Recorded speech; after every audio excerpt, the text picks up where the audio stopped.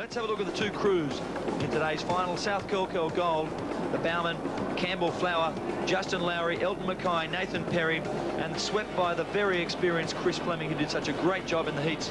Point Lonsdale also swept by a real master, Steve Blewett, done a great job. Jeff Caulfield, Graham Smith, Stuart Smith, and in the bow, Alistair Elliott.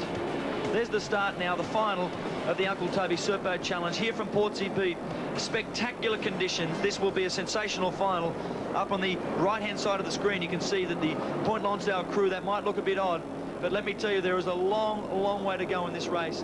They've started, the Kilkeel crew decided to wait, and they did not want to take any water early, so they waited, John, until they got a nice clean break. There is a long way to go in this boat race. 3 separate breaks, extremely difficult conditions. Well, Chris Fleming decided then not to take his crew away on the gun. He elected to stay on the beach just for a couple of seconds, steady his crew and get a smooth start. We've seen in the heats this morning, this surf has really taken its toll on these crews, and I think that Fleming will be very pleased to get his crew through the break. John, you've noticed Fleming has also swept his crew down to the right-hand side. Tell us why. Well, this morning the crew on the left-hand side had taken a boatload on both occasions, so Fleming's gone a little bit further to right, maybe not as much as we think he should have, but he's caught up to the Point Lonsdale crew, and now they're going to sit in the break and wait for that all-important opportunity to go through these really large set of white water that's slamming on this sandbank. You can see there on the left-hand side of the screen, that's the South Kilkeel crew. They're now going for it, so they've gone for it now. Now there's no turning back. They're really going hard from here. You can see the waves breaking in front of them. The boat has taken a fair bit of water. Chris Fleming trying to keep them straight. They've got through, it looks like, the inside break. They've got one more to negotiate on this inside break. You can see where that white water there is, right in the center of your screen where the sand is. Very shallow there. They've got through that okay. Oh, and there is the Point Lonsdale crew have taken a boat, and their back chute. Look at them flying backwards. They've gone over. Blewett's out. The boat's turned over. All members out. So Point Lonsdale have taken a back chute, and they're in big trouble. They're really in big trouble. All 5 crew members. The boat is over. There's the Kilkeel crew. They know this is their chance now. They've got a lull. If Kilkeel can get out here, it will be all over. There is a lull. One more wave for them to negotiate. It's going to break over the top. They may just come over the top of this one. Chris Fleming urging him on. If he can get over this wave, it looks like they've got green water. There's a swell at the back. He's going to have to go. There's a wave about to come. Look at this wave. Kilkeel just over the top. And next one is even bigger, but I think they'll make this one no problems. You can see this swell just starting to pick up. If they get over this, which they have, they're now in green water, and Johnny should be able to take it through from here. Well, a fantastic performance, a great exhibition of big wave surf control through that break.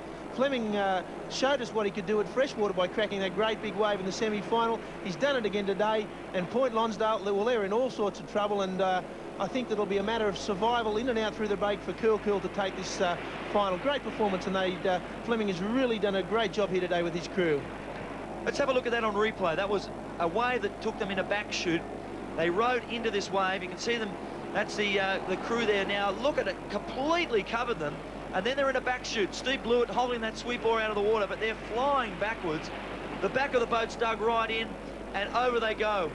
The sweep oar flying through to the back. You can see some of the crew members hang on to the last second at the other end of the side of the boat, trying to hold it over, but no luck. The whole thing tipped over. See now, just negotiating the break here. This is the Kilkeel crew.